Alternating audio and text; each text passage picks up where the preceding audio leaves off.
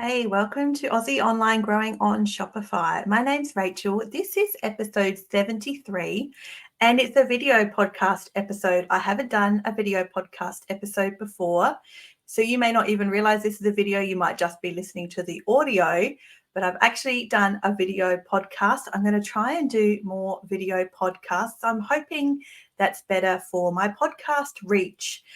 I've been doing a podcast now for nearly 18 months. This is episode 73. I'm so proud of how many episodes I have done on e-commerce and growing an e-commerce brand in Australia.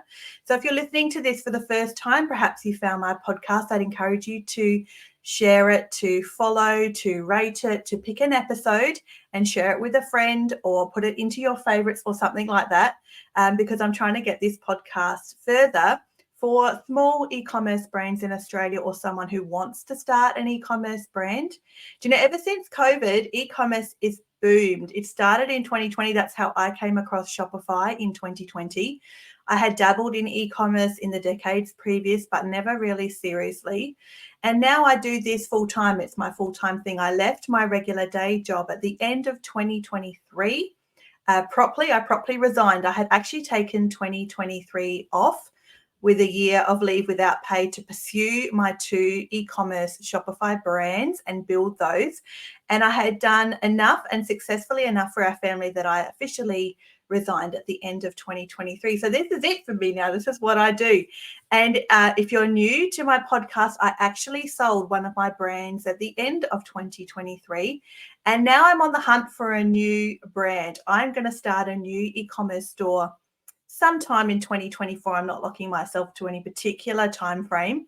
So it's occurred to me this would be a great series for beginners in e-commerce in Australia.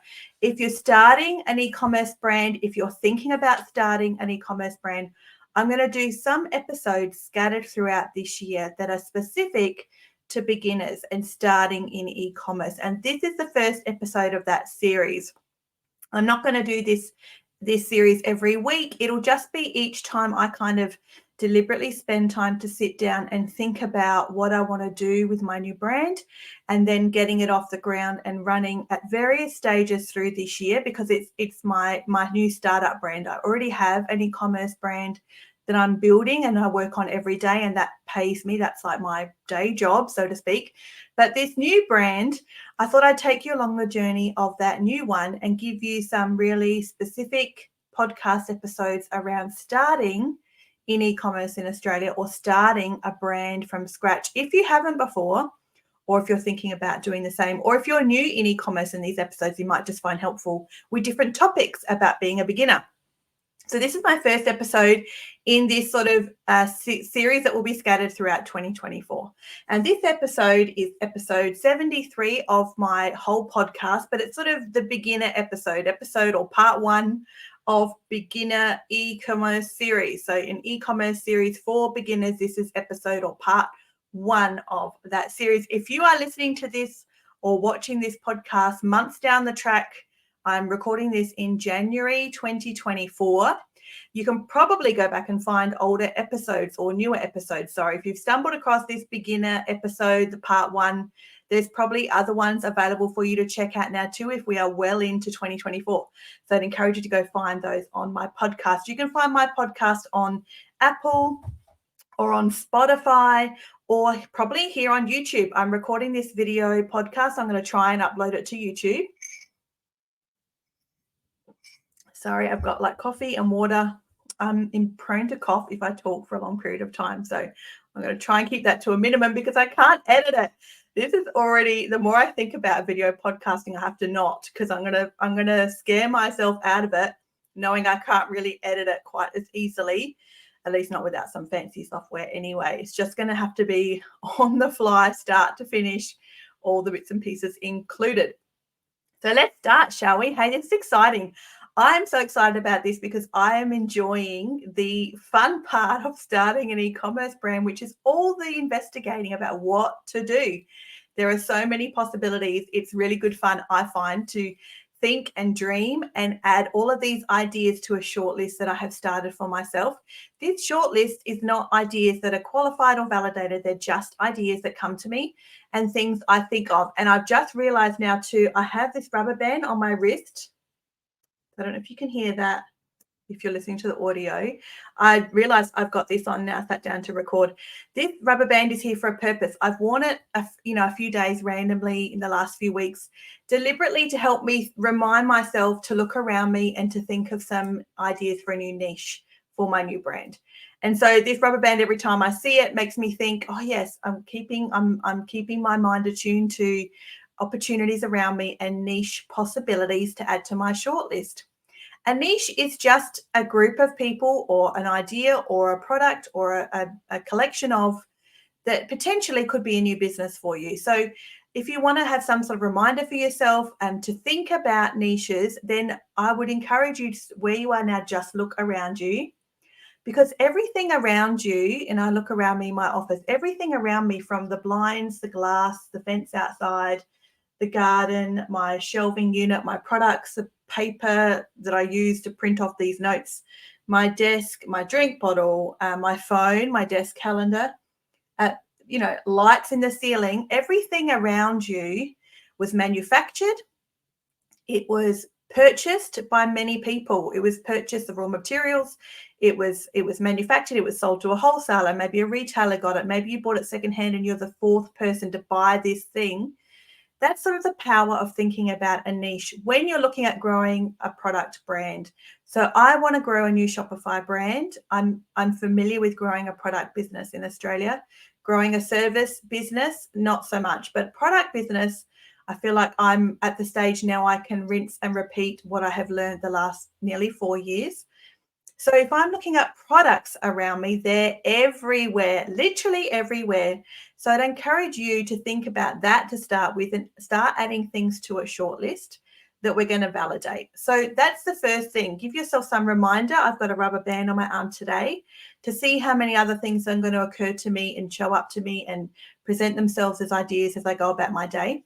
I also spoke to my family. I mentioned it when I was on a holiday with them last week, and I was away with like 15 family on a holiday for a week. I told them all, a lot of them knew I had sold a brand last year, and I mentioned I was starting a new one. And I could see all their minds ticking over. They were helping me out with ideas. And also then in the next few days after that, a lot of them came to me with other things that had occurred to them. So no idea is a bad idea. When you are just collecting ideas, it's such a good idea to get ideas from anywhere and everywhere, family, friends, anyone you see or speak to, or everywhere you look around you, and just start adding them to this master shortlist of things you want to now validate or potentially explore. So that's what I'd encourage you to do as far as starting to think about some sort of niche or your next product that you want to maybe venture into if you're brand new, or if you want to start something new, like I want to start something new as well. So let me tell you these 3 things. Remember, not these 3 things. Let me tell you these 5 things to remember. Once you start looking, you'll find opportunities everywhere. Like with my rubber band, this is going to help me find opportunities around. So once you start looking, you're going to see them everywhere. Ask some family and friends. Number 3, I think I've told you this one, all the physical things around you were bought and sold at some point in time and will maybe be bought and sold again. If I sell this giant storage unit next to me, it's being sold again. So things don't just get sold one time, and things were manufactured and then sold over and over. So everything around you is an opportunity, which can be a bit paralyzing too, I understand. But remember, we're just brainstorming here. We're just getting together a big master list to validate shortly. So everything around you can be bought and sold. Number 4, the point for me particularly, this is important, is it's got to be saleable. This product, this business needs to be saleable. This new e-commerce brand I am going to launch and start is not for me to make a living from for the next 20 or 30 years. I want to build it and sell it. I was so excited and proud of myself to be able to sell a brand at the end of 2023 that I had built from scratch in 2020. So I'd had it for 3 years and I sold it. Now I've done that once and it was very clunky. I didn't get a whole lot for it, but I know how this process works. So the purpose of my new brand is purely to build and sell it. It's like flipping, I suppose. I want to build something from scratch and for the purpose of selling it. So the niche doesn't need to be massively appealing to me personally. I don't need to be able to love this niche to get up every morning and find the motivation to work on this business, because I'm going to sell it. So does that make sense? I don't need it to be my main source of employment for the next 20 years. I don't want to keep it for more than 2 years once I start it. So that's an important point for me. It may not be for you, but that's my point number 4. And number 5, I'm just ruling out 2 things straight off the bat. I'm ruling out fashion and home decor. Those 2 things, for one, I have no interest in. I couldn't tell you what's fashionable and what's trending in home decor if I tried. So that's one thing. It would be very hard for me to educate myself to a point that I was able to become some sort of expert or brand authority in either of those spaces. Also, they're massively trending areas. So those niches have massive fluctuations in trends. The trends change really quick. So they turn over really fast, not even seasonally anymore in fashion. If you're in fashion, you probably know this or find this, that it's not even seasonal anymore.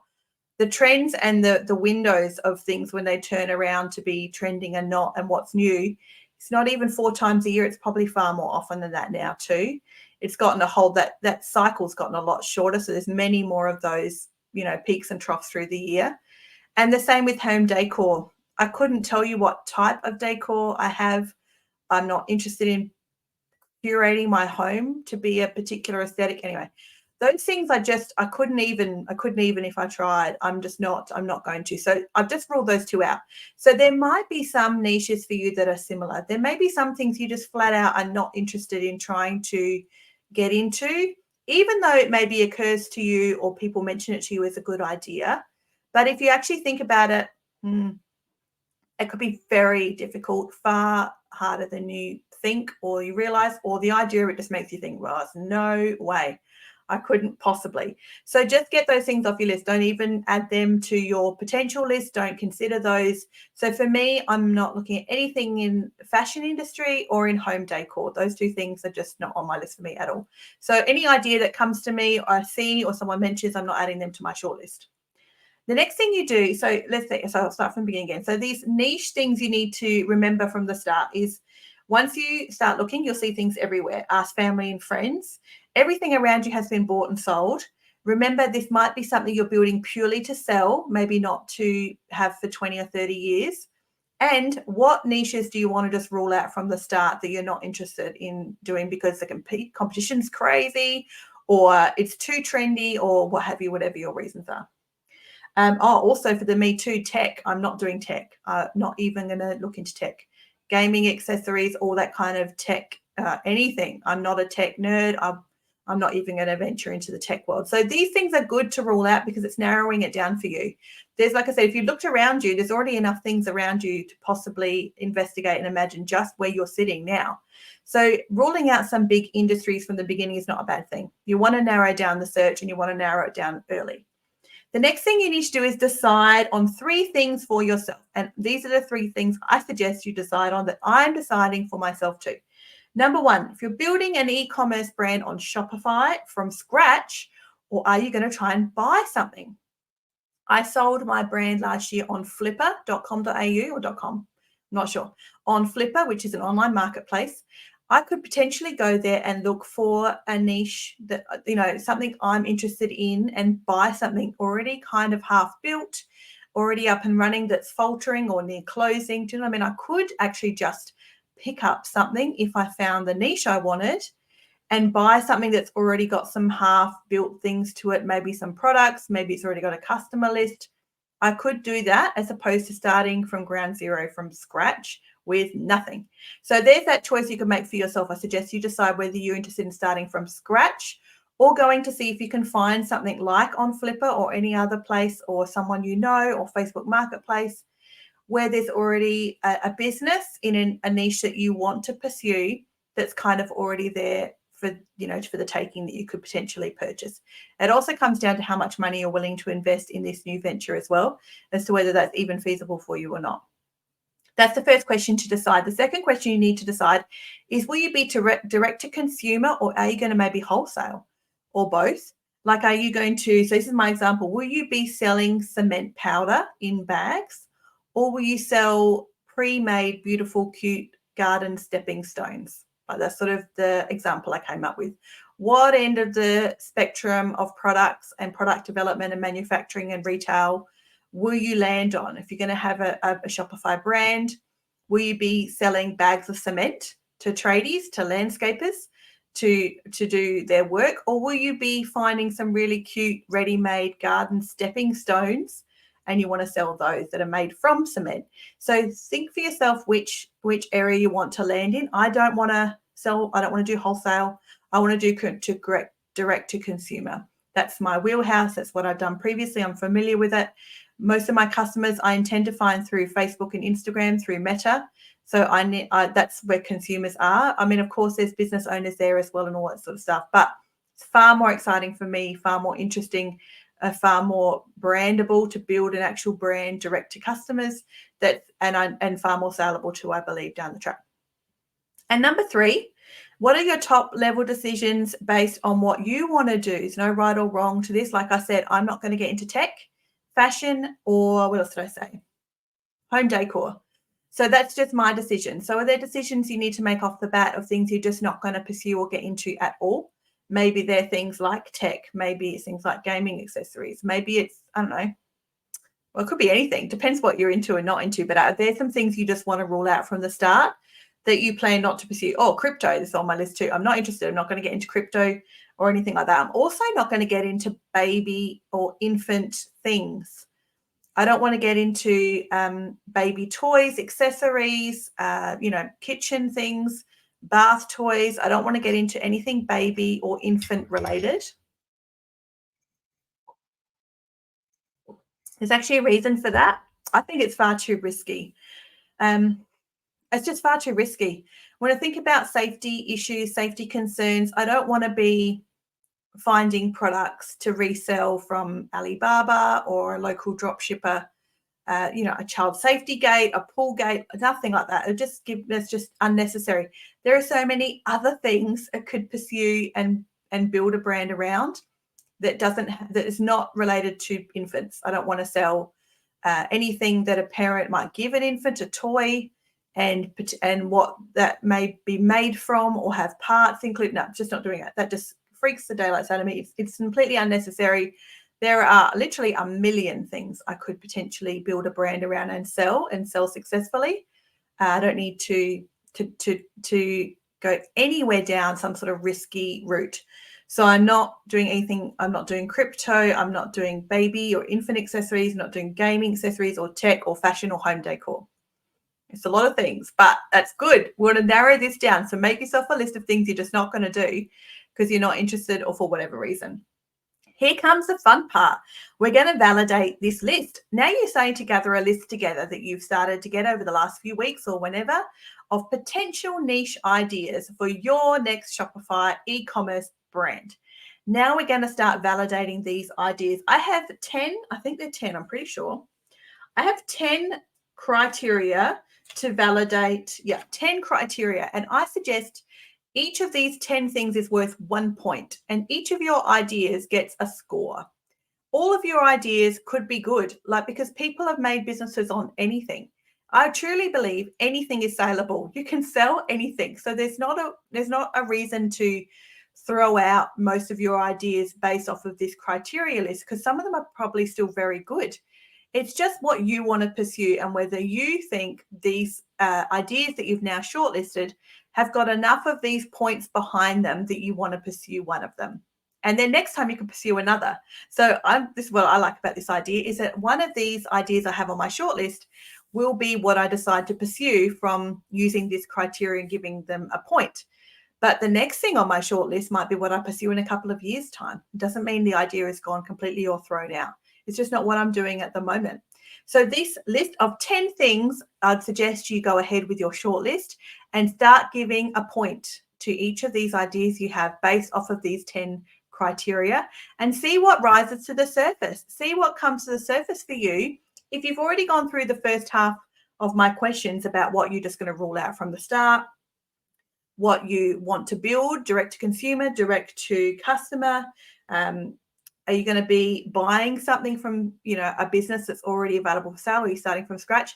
When you've sort of made those decisions for yourself, you've now got your short list, or you're starting to get a short list together. Sit down with these 10 things. This is going to be fun. Okay, so 10 questions. Here's the first one.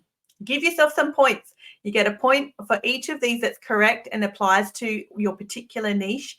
So start with one niche and see how many points you come up with and how much it lends itself to you to being something you want to pursue, that you want to start a brand and build something this year with. Number one, something that's not trending but more commonplace. Is your niche idea something not trending and more commonplace? What I mean by that is I don't want to have to educate the audience. I want something that's commonplace enough that most people or everybody knows what it is, and I don't need to spend a lot of valuable time, energy, and money educating a group of people to begin with about what this even is. It's very true. I don't know how the cliche goes, but it's very true that people who are the first to adopt something or the first to move with new advances in technology and all that sort of stuff generally make out like a bandit and can make a lot of money. But there's a lot of education that goes into that. You have to be able to pump a significant amount of money and resources and effort and energy into educating the masses about this thing you have maybe invented that doesn't exist yet, or this thing you've come across that not many people know about or have never heard of before and don't even know what it is. So that you could go down the trending route. You could go down what is trending, cutting edge stuff. Like you totally could. Like plenty of people do. I follow lots of people, I'm sure you do too, on YouTube, and your podcast playlist might be full of them as well, that's how they made their millions and that's what they did. I'm just not going to do it. I'm not that way inclined at all. I want a niche, something that's more commonplace, that people already know about this product and are familiar with it, because I want to be able to find an audience for these people on social media. And I want them to be able to already know they know what this is and that whether they love it or not, so that they already validate themselves as to whether they could be potentially be a customer of mine or not based off of the fact they know what it is. Does that make sense? So I don't want something super trending. I want something more commonplace rather than cutting edge trending. So is yours. If you pick something off of your shortlist, give yourself a point if it's more commonplace and it's not trending or brand new or not yet invented type category. If it is, I suggest you don't give yourself a point for that. But if it is commonplace and people know what it is, they don't need to be educated or it doesn't need to be explained to them, give yourself a point. That niche idea has got 1 point. The next thing, this is sort of the same thing. Not hyper trending. Okay, that's sort of the same point as the first one. So there's probably 9 things you're going to give points for, not 10. I think I probably could have put 1 and 2 together. The other example I had here, though, of hyper trending was loom bands. Remember loom bands? That was hot, and then gone. So that's another thing. If your niche idea is something like that, then I would not give it a point. So similar thing to point 1. So let's call those the same thing. We're still on number 1. So not hyper trending like loom bands. But the flip side of that is, do you know something that was hyper trending during COVID was jigsaw puzzles? Now, jigsaw puzzles, I would still leave on a short list if I had it, because of that window in time, more people have adopted the hobby long term. So there's actually more people in the niche of loving jigsaws and building jigsaws in that community than there was before COVID, just because they learned about it then and now they've stayed in that hobby. So that's something that was hyper trending, but is still around, because it just means the people who are already in that hobby, now that base has grown to more people. So there is a reason to keep some things that are trending if you can see that the trend has not disappeared, but more people are now in that hobby or in that niche. So that's still, I would still keep that sort of thing in a niche. So that would still get a point for me, even though you could say it was hyper trending and now it's not anymore. It's still around, and there's just more people now in that hobby than there was before. The same with like diamond paintings. I see diamond paintings everywhere, considering getting into that hobby for myself. So I see them a lot on Facebook. Number 3. No, it's not number 3. I have to rename these. Number 2. Okay, and that was number 1. Okay, number 2. Is it consumable? Consumable is always good. If it's consumable, give yourself a point. It doesn't have to be, of course. If it's not consumable, it might just be a once-off purchase. That's fine too. But if it is consumable, give that niche idea another point, because that is recurring revenue. You've got a higher chance of getting a customer to come back and make a second, third, fourth, fifth, sixth purchase if it's consumable. You could even say maybe even collectible, but that's probably a little more on the fence as far as I would think about giving it a point or not. But if your niche idea is consumable, people use it up, they need more, give yourself a point, then that's definitely going to go towards making this niche idea get more points than maybe some of your others. Number 3, how big is this niche in Australia and the US? We're going to find that out looking in Meta. So you can build yourself an audience in Meta and just have a look and see how big the audience might be. This is my suggestion. If it's in Australia, it needs to be at least 2 million people in this audience to be able to advertise cost effectively and to be able to get yourself enough customers and to build a big enough brand. In the US, I would say it needs to be about 20 million. So basically 10% of the population, I believe, is a good number of people to have in this niche. And I say that because having my 2 brands from 2020, one of the brands, which I now is, what I do for a living, I'm building this brand ongoing, has a much smaller niche. It takes me a lot more effort in content, education, interaction, engagement, products with that group of customers, because the niche is smaller, to achieve the same results I was achieving with my other brand that I sold, where the niche was just bigger. It was just a larger group of people to access, to speak to put my brand in front of. So a larger audience, about, I would say 2 million at a minimum in Australia, is a good idea. I think you'll find a really big difference if you choose an audience that's smaller than 2 million. I definitely have with the brand I'm currently growing, as opposed to the brand I sold, that I was able to, the sale was easier because the audience was larger and the topic was slightly trending in the last couple of years too, which also helped. So it was easier to sell products to the previous brand I had that I sold, as opposed to my current brand. So I've made that a criteria for myself now, choosing my next brand, is that it needs to have an audience size in Australia of at least 2 million and in the US of at least 20 million. I think my sweet spot is 3 million, Australia 30 million US. That's probably the sweet spot, but I would suggest you could go down as low as 2 million when you're looking at building an audience inside Meta. So that was point number 3. Number 4, see how many points you're giving your niche here as you go down. Number 4, not tricky to advertise on Meta. It needs to be something you can advertise on Meta without any kind of issues with restrictions and things like that. The first thing that popped to mind is weight loss stuff. Weight loss stuff is very hard to advertise on Meta. People do it. You've probably seen the ads everywhere.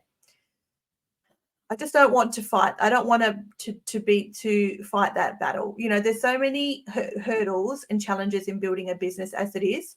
I don't want that to be one of them, when I know that a huge percentage of my audience that I'll be finding for the first time as far as brand awareness goes will be on Meta, will be Facebook and Instagram. So I don't want to have that additional hurdle of keeping up with or trying to sneak around the edges of Meta's advertising and guidelines and policies. So I'm not going to have it go into a niche, or if my niche idea on my list is something like weight loss, anything, it won't get a point. It can be on your idea list, of course, but are you giving it a point or not giving it a point? If one of my ideas is about weight loss something or supplement something, like improve your memory or improve blah, blah, blah, improve your health stuff, then I'm not giving it a point at this stage. It's not getting the point for this niche idea. I just don't want to fight that. It seems far too hard. There's way many things I could sell and build a brand around that would be far more easier to advertise on Meta. That was number 4. Number 5, the ability to drop ship the products. I don't want complicated postage. I have decided with this new brand, I'm going to try my hardest, I'd like to keep it drop shipped from the beginning all the way through. That's purely based on the fact that I want to sell it. My brand I have now, I ship everything. I have it sitting here in this room and I fulfill locally because it's my brand and I want control over the packaging, I want control over the postage, and I want to serve my customers. But my new brand I want to start, I want to build it to sell it. So remember, that was one of my main criteria from the start. if it's not for you, drop shipping might not be an issue. You might be happy to import stock and hold it and ship it yourself. That's what I would suggest anyway.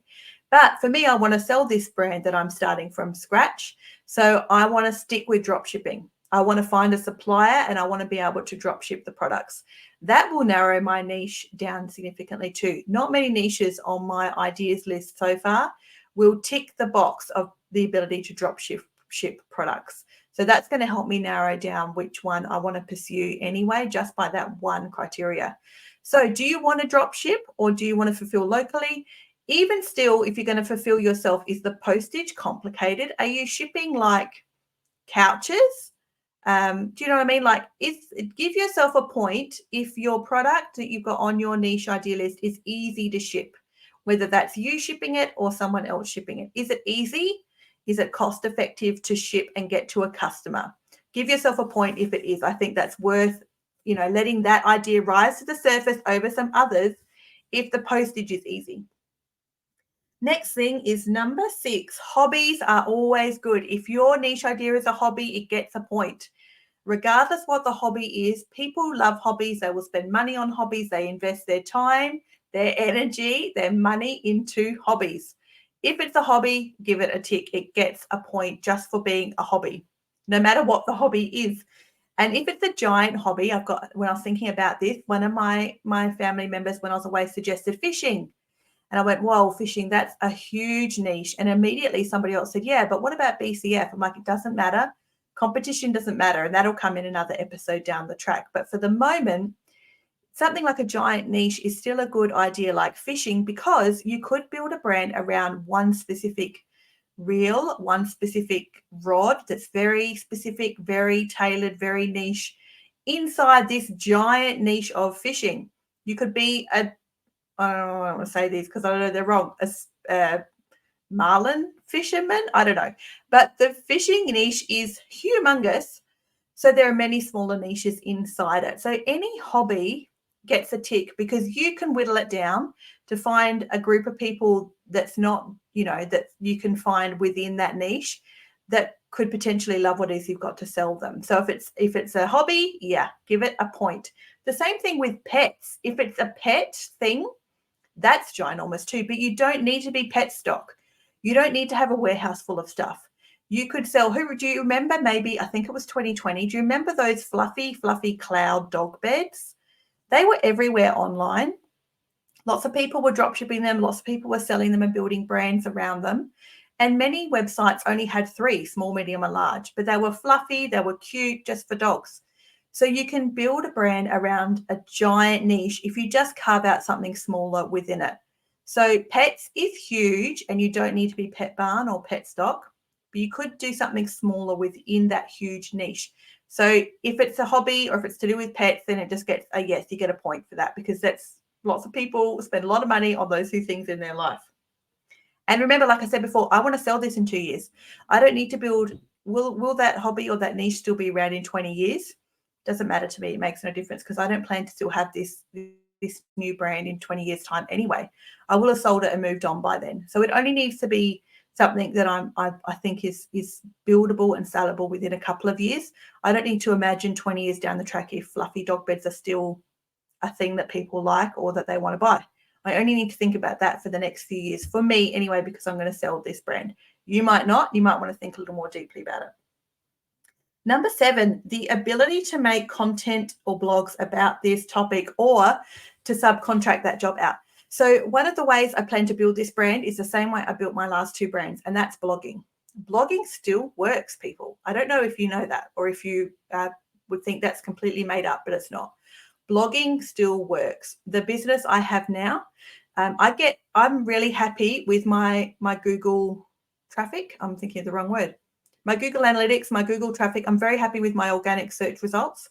And a lot of that is to do with the amount of blogs and the amount of blog content I write for that website. So I plan to become an authority in whatever brand, whatever niche I start. And one of the ways I will do that is informational, products and or blogs.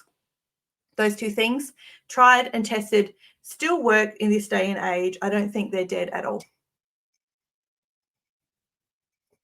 So I will either write the blog myself or maybe subcontract that out to somebody on Fiverr or something. And of course, I use every tool available to me to write these blogs to give me ideas and inspiration. I like to use Google. I like to use Answer the Public. I like to use Ubersuggest. I like to use ChatGTP. All those things, I use all those tools to help me with ideas for blogs, writing blogs, outlines, graphics, a lot. So blogging's a big deal. It'll be a big part of my new brand as well. So can you write content about this niche idea? If you can write articles and things like that, give it a tick. It gets a point. How many points are you up to? I haven't even been keeping track. I should have had one of my ideas in my head while I was doing this, so I could give it some points as well. Last two things. Here we go. Number 8, Google Trends. Check it out on Google Trends. Go to Google Trends and check out the terms. See what the search data has been for the last 5 years, the last year on this niche idea. Check out the related queries, the related topics, the breakout topics. You know, when Google Trends, when you put an idea in, you get a super cool graph that shows you the trends over the last maybe 5 years or the last year, depending what input you put. Of that search term or that topic, which is your niche idea. Scroll down though, don't stop there, because when I looked to see, where is that? I was going to look here. I had a look at one of my niche ideas. It told me something interesting in the graph at the top. It told me that the interest for this niche grows over the year and then dies after summer, and then builds again through the year and dies after summer. I thought that was really interesting. That is not a make or break anything. It's just good things to know. So if I pursue this niche idea, I know that interest will be flat in January, February, March, and then it will begin to pick up as the year progresses. It's just good to know. It's really interesting stuff. But then make sure you scroll down and look at some of the other related queries and stuff about this niche too, because when I did that on one of the other niche ideas I have, which the stats at the top, the Google Trends look very promising. But when I scrolled down, I thought, whoa, hang on a minute. All the related queries and the breakout terms were Lego. Because everything is Lego now. Lego makes everything. So when I tried to look at one of the niche ideas I had, and I was really wrapped with the results in Google Trends, but once I scrolled down, I thought, oh, bummer. All the cool related search queries were Lego this, Lego that. I'm like, no, never mind. I don't want to. No, okay. It's all Lego. People are looking for this thing that I wanted to sell because they want the Lego version of it. So never mind. And there's a reason for that too. There are many people who can make a successful business off a brand. You could build a brand, a Shopify brand, a small business from Lego, from Kindle, related to the accessories of. I follow a lady on TikTok. She handcrafts and sells and makes Kindle accessories. She does very well by all accounts, but I don't want to build a brand off another big known name. I just don't. You see this all the time, like on Etsy with Disney, for instance. So people pick, or Harry Potter even. So you can build a business for sure with accessories related to the larger brand. That's totally cool. You can totally do that. I just don't want to myself. I would rather not. So I don't want to go down the road of something where I would do like a Lego blog or Lego related or Lego compatible stuff. Does that make sense? I'm sure that makes sense. But you could, but I don't want to. So for me, when you look at Google Trends, what does the Google Trends data look like to you? And do you want to give your niche a point or not? So I would, give your niche a point if the Google Trends data looks pretty good. And if when you scroll down to look at related queries, there's not some giant other thing people are searching for that's not related. For instance, when I looked at one of my other niche ideas, when I scrolled down, everybody who's searching this niche is actually looking for the gaming equivalent, the gaming accessories, the PC game, the Nintendo Switch game, things that are like completely unrelated to what it is I want to do. So I thought, okay, this is actually not helpful, this Google Trends data. So I wouldn't give it a point. Can it stay on the list? Is it potentially still a good idea? Yes, of course. Absolutely, 100% it is. But for the purpose of whittling down my list to decide which one I want to focus on and build, then no, I wouldn't give it a point if I end up with being related to Lego or Kindle or a PC game. I'll just go and pick a different niche. So are you giving your niche idea a point based off of this or not? And the last one is meta audiences, the size and targeting inside Meta. I sort of touched on this earlier, but go to Meta, Build yourself an audience and find the interest. Is there even an interest there in Australia? Is there an interest in the US? Is there an interest that's close enough, even if it's larger? So when I looked at one of my niches, there wasn't an interest targeting for it at all, but there was a bigger, broader target of gardening. Like, how big is that? Like, that is ginormous, because apparently there's 7 million Australians that are into gardening. There is definitely not 7 million Australians who are into the niche idea that I'm potentially considering. But those people are inside the giant gardening niche. So it's still doable for sure. It just means that if there's a giant audience on Meta that you can't whittle down for yourself to be a little more targeted, you will just need to make sure your creative, your copy, and your ads and your website call out that particular niche from the larger group, which means anytime if I choose to pursue this niche and this giant 7 million gardening niche on Meta, then all my ads and my copy will need to be super specific to the smaller niche that I'm trying to target. So even down to maybe the emojis and the copy will need to include what it is I am targeting or I'm selling and I'm trying to build a brand around. It's totally doable. It's just something you should be aware of. And you need to even check if your niche idea has got targeting on Meta at all. Because if it hasn't, I'm probably not for you. I'm probably not going to be helpful to you at all in building a Shopify brand, because that's where I firmly believe you will find your audience. And I'm sure they're there. I mean, every niche, every audience, every conceivable product in the universe is probably found on Meta. So there will probably be a way of making it work if you can't find it off the top, of looking initially. But you should be able to. It'd be pretty unusual that you cannot find a niche that is related to what you want to sell. And if you have found it, how big is it? And that'll give you an idea. So for instance, the niche, the website, the business I sold last year, the niche on its own, the products I sold were in one very specific niche. That niche was 3 million people just on its own. I only ever needed to target one interest on Meta in the last couple of years. Obviously, it was way different a few years ago, but in the last couple of years, I only ever needed to target the one interest, because the one interest was hyper specific to what I was selling, hyper specific. And there was already 3 million people in that niche. It was a piece of cake to find the audience on Meta and then to create copy and ads and graphics for that audience, because the audience was there specifically for me with 3 million people. Some of my niches I have now on my shortlist for my new Shopify brand are not that definitive or not that defined for me. I'm going to have to do some more work, but that's okay. So go and check Meta and see what number you get. And if you find there's an audience there for you to target easily, give yourself a point. So for my audience that I was looking at for one of my niches of 7 million in gardening, I'm probably not going to give myself a point for that one exact point there, because that's pretty big and I'd have to do a little more work in targeting them to draw out the audience for the customers I want.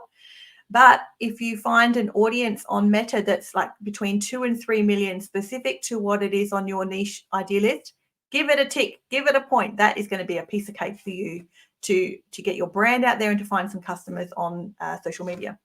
And that's the last point. So I hope this has been fun for you. I hope this has been super helpful if you are a beginner in e-commerce and you're getting together a list of niche ideas for this series. Hang about and check out this series through the year.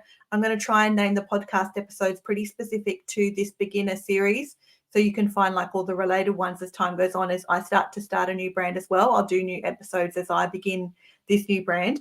But so let's go back and just recap. Remember, once you start looking, you're going to see opportunities everywhere. Ask family and friends. Everything around you has been bought and sold. Are you looking to sell this brand, or is it something you want to keep long term? And what niches do you just want to rule out from the beginning? What don't you want to get into? Do you not want to get into crypto or fashion or home decor or infants? That's sort of the things I'm just not interested in getting involved in at all. Do you want to be a direct-to-consumer brand, or do you want to do wholesale? Do you want to start from scratch, or do you want to buy a brand already? These make sort of top-level decisions to make for yourself early on. And then with your shortlist, now going to go through and give yourself some points. Give yourself a point if your niche idea is commonplace, not hyper trending like loom bands. Is it consumable? Does it have a niche size in Australia of at least 2 million? Is it easy to advertise on Meta? Could you drop ship this product if you wanted to? Is it a hobby? Do you have the ability to make content about it or blogs about it? How's the data look on Google Trends for this niche idea? And what's the meta audience size for this niche idea you've got? So all of those criteria, give yourself a points against those. I hope you found this episode helpful. Share this episode with somebody if you found it helpful. If you know somebody in e-commerce, or even just like it, follow the podcast, give me a rating or review or something that'll help this podcast reach more small Aussie brands or people that want to get started in e-commerce online in Australia. Thanks for hanging about. You can find me at aussieecommercemum.com.au. You can actually find there all the podcast episodes. You can find some strategy support, some one-on-one coaching or training. I can work with you if you think that we'd be a good fit, and I can help you with some of this stuff more practically.